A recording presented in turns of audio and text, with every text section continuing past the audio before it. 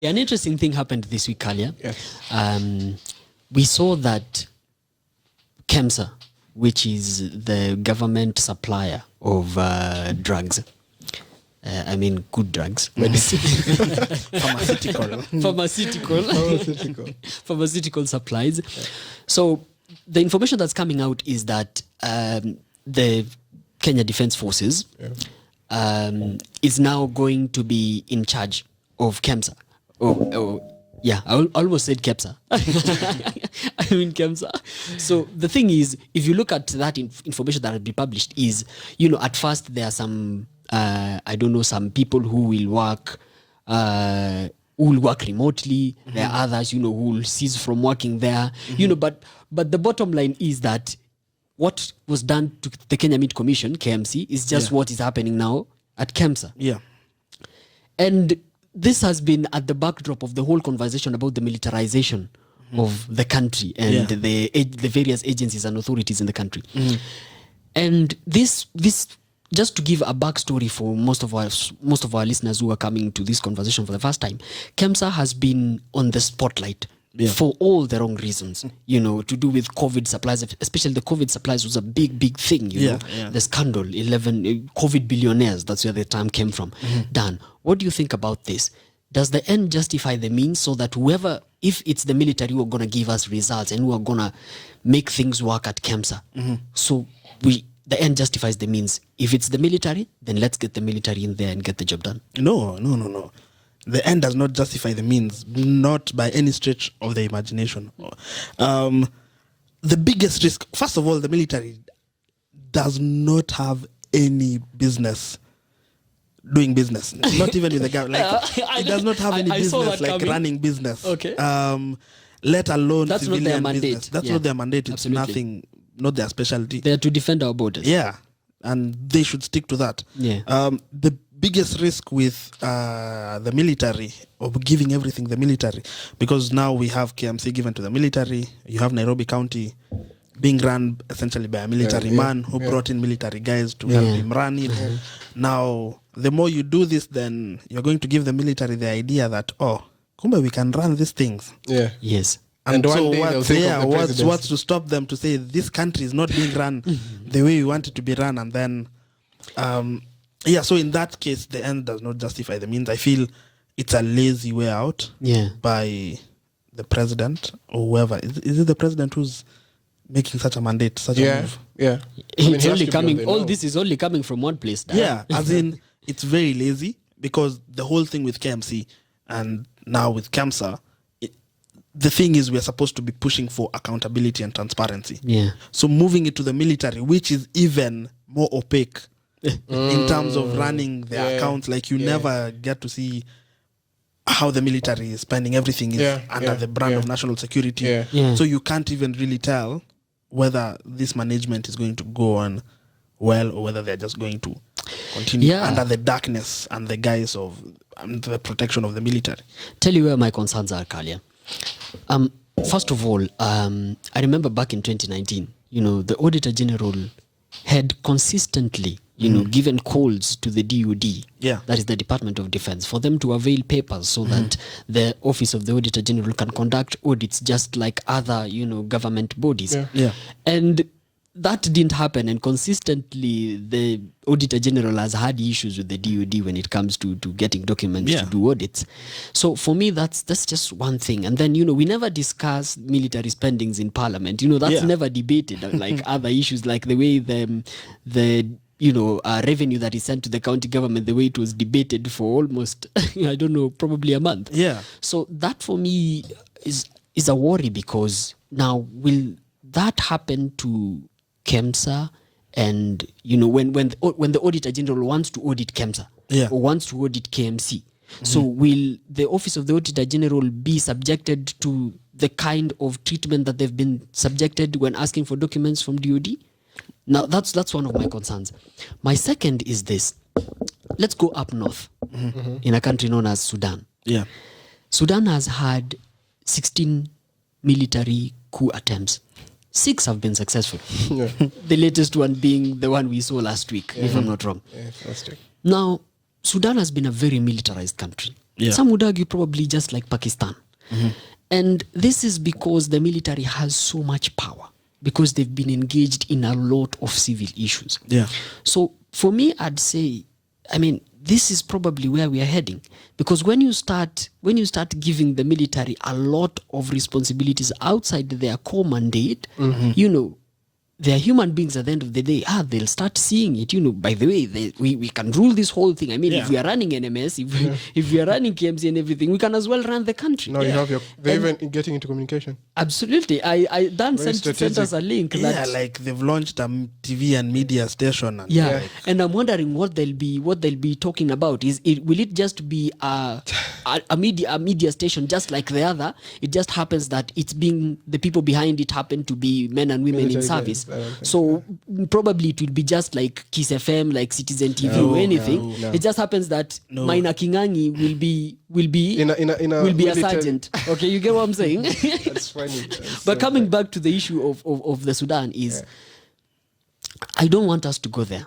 Because these are things that we've seen in just right here in our neighbors. 16 military coup attempts, 6 has been successful. And this is because the military is so strong. And I don't want us to go there. And I'm really eager to listen to the content from the radio and the media station by the military. I just want to know. I just want to find out what will be discussed there. Be playing rumba all the time. Anyway, why rumba? Come on. Mushroom commandos. Maroon. But there'll be the mushrooms, and then there's maroon. You just called them mushrooms. They are mushrooms. No, there's the mushrooms, which was another band. Serious? And then there's maroon commandos. But there's gonna be some dope music in that media station, huh? Some bands. That is us giving ourselves hope. Anyway, guys, you know, you have to give credit where it's due. Yeah. I get you where you're coming from. Like, there's the whole question about militarization, which is as the ultimate result of all this starting to happen. Yeah. That these people will be running very critical dockets in government, and soon enough they'll be like, why don't you just run the whole thing? You know? Yeah, absolutely. And they have the powers to do that. So far, I don't see anything to give them credit, but go on. But look at what NMS has done. What have they done? With regards to social development. Social development. Yes. People yes. I'm seeing trees being cut down. I don't know how. I don't know hospitals. Which hospitals? Hospitals in the slums. Have you been? Okay, you've not been to Kibera. I mean, I've seen slums, in Korogosho, there's one in Kawangware, Kangemi as well, that's just been recently opened. They're the ones who are responsible for the what do you call them? The pathways in CBD. Yeah. You know how the face of CBD has changed. So the efficiency that comes with that. But what makes you think that if the Nairobi County government was still actively engaged, what makes you think that they wouldn't be doing that? Yeah. Were there elements of them going to do that? Yes, we planted grass along Uhuru Highway. And we had lions. We had lions in the streets of Nairobi. Lions that look like what? Like cats. Anyway, there's my point here. They're not supposed to be doing that. They're not supposed to be anywhere close to that. My point here is that is not their core business. That's an issue. I understand that. Yeah. But with the NMS, what they did, what they're doing in delivering water in Kibera, in getting the streets of Nairobi to look as they are looking at the moment, to build hospitals. Come on. So that justifies militarization. No. But then I come back to where you came from. Okay. When you're introducing this, does the end justify the means? Yeah. To that end, it does. No, it does not. First of all, guys, I want to get something from you. Yeah. No, it's not about. We hate the military doing things that they're not supposed to do. We're not going to be like, oh, the military are on the border. No, get them out. No. Like, be there. Do you know stay what? there, remain there. Do you know what? I want us to disassociate two things here. Yeah.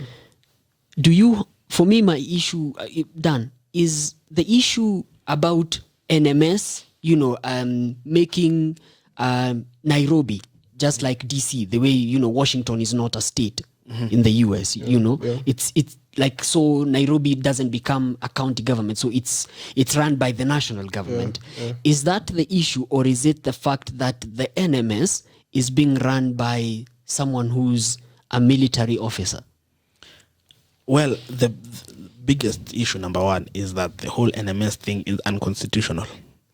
It is. So just by that premise, like whoever runs it, the But mere existence. I heard you in the first half, huh? The mere existence of NMS, Yeah. then just because it is not something that is backed by the constitution. The constitution has established Nairobi county government as a county government. So taking away the powers of the county, we do not have a governor, is highly unusual and very unconstitutional. So by that premise, basically, that is, it does not matter who is running it. Yeah. So furthermore, coming and then bringing on board a military man to run it, who, okay, is a retired major general. He's retired, yeah? Who? No, he's He is actively in retired. service. Come on. He's retired. Buddy is actively in service. You haven't seen him in his uniform. Let me not. This is the point where you guys ask yourself, Muko nchi gani? But for me, I feel that the President Uhuru's government is running away from the real issue, okay? By bringing in the military who are, this disciplined forces, he is as not they are retired. called, okay? He's not retired. Disciplined No, forces he as they are called. is. He is not. He He's is a in Kenyan active retired service. major general, unless he was brought out of retirement. But he was a retired major general when he was appointed. Okay, fake news. Anyway, Dan, what we're saying is that Uhuru's government is running away from the real fact. As I was saying about disciplined forces, so the military, you'd expect, no corruption and so on and so forth. But again, we are running away from the fact that our systems and our structures have failed. That's why the president is doing that, because the people who have been tasked at KEMSA have failed. So the governance at KEMSA, the management, is appalling. And so instead of us fixing that, we are bringing in people we're bringing in the disciplined forces. You see, we're running away from the real Thank you for issue. bringing that point. Yeah, but because then it actually holds water. Because we're getting the results. I mean, this was in as much as it was the obligation and the mandate of the county government to do all these things. The results is debatable, but okay. It's not debatable when someone who had no access to water now has access to water. Yeah, but Sonko was doing that. We had Sonko rescue team with his whole... was Sonko rescue drama, team? man. Was Sonko That is rescue drama. team Was it a personal constitutional? initiative? It was a personal initiative. Was it constitutional? Yeah, it was a personal initiative.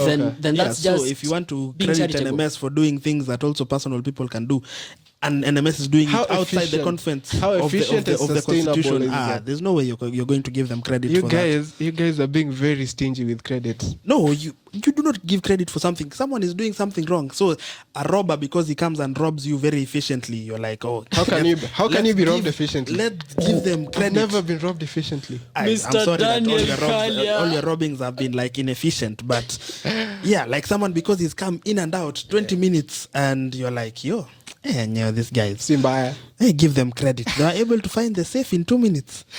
Let's give them credit. Okay.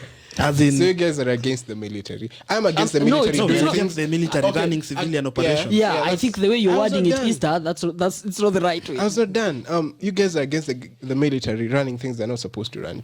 Yeah, I agree with particularly you. on that. militarization of the country in this context. But where I am, if that's what will get us, because look at public institutions and how they're mismanaged, just because no one who owns, there's no sense of ownership. So instead of the running accountability, you But just you know, have the military. the military, if the it's- military if it's has a never breach- been if it's audited. a breach, so it's not good. there's probably even some shaky things going on there. But because you're seeing results. we've never seen the We are audits. seeing results. You see, when you go to what what results are we is seeing? City House? When you at the City House, what's it called? City? It doesn't exist because you're Yeah. No, that headquarters. Just like whatever authority has City been Hall. given to the military. When you go to City Hall, Okay. and you find people there, and you see what people there do, the kanjos and everything. Yeah. There's a lot of corruption that goes on inside there. So That's what just do we the do? fact, yeah? Do we get the military or do we fix the corruption? We should fix the corruption. Absolutely. As we fix the corruption, let's get something to as we, you have to clear like the whole office. So you make a change. Look at this man. No. And in fact, the whole problem, I think, starts from the very top. Yeah. Because even this whole KEMSA issue, Yeah. who are the people who are linked with some of these COVID billions? I don't know. There There are family people in members business. The people in power. family members to like the first family. Relatives are implicated Yeah. in this whole KEMSA issue. So right from the president, if this issue is going to be, so there's no goodwill to fix corruption and like everything. If he's actually serious about fixing corruption, it means go hold a family meeting, man. Ooh. And be like, Whoa. yo. That was below the belt. No, like, literally, because not below the if you're going belt. to go, I mean, if you're going to court, this is public knowledge. Go to court and prosecution, then it means members close to the first family, people in high office are going to be taken in front of court. Yeah. And so instead of doing this, you're taking this to military, which covers up. You're wrong. This whole thing, like, there's no accountability anymore, as Keegan was pointing out. So this whole it's not even for NMS. The whole issue with NMS is, I feel like they wanted a sense of control. Yeah. But because the governor was not cooperating, because the people would be opposed to what it is that he says, the military are the only place, because the president is the commander-in-chief of the armed forces. If he says this one, they're the disciplined forces, they will follow what it is that they'll say. Yeah. And that's the biggest problem that we do have. There have been conversations about bringing in corporates to actually do this stuff, because times without number, and this is an opinion that I hold, is that the private sector is far much more efficient in operations than there's more accountability. Absolutely, than the public sector. Now the thing is, I saw a tweet that said that 2NK matatus that that the popular route Nairobi to Nakuru and Nyeri and other places should just be given Kenya Airways and let them run that thing. Hiyo kitu itaingia laini, my friend. Moving on swiftly, Dan. Wait. Even last point on this whole military. Even KMC, guys are like, KMC is a success because of the military. Yeah. What essentially the military has just done is making KMC suppliers. They've offered markets. Yeah, they are now everything that they're buying, their meat. So for the military in the barracks, for the prisoners, every supply is just coming to. Wait, prisoners have meat? Yeah. I wouldn't know. I asked you this midweek, and I'm going to ask you this again. Do you think that today, if the military, if KDF stopped buying meat from KMC, would KMC still exist? No, I don't know. We don't know. Because you said that they are probably the sole customer. Yeah. But we have to give credit where it's due. I mean, when it comes to efficiency in terms of payment, that has really improved. I've talked to a couple of farmers, pastoralists actually from Baringo County, and they say that money hits their account faster than it ever did during that time. So that also boosts the way business is being run and everything. Yeah, but I feel like just clean up, be accountable.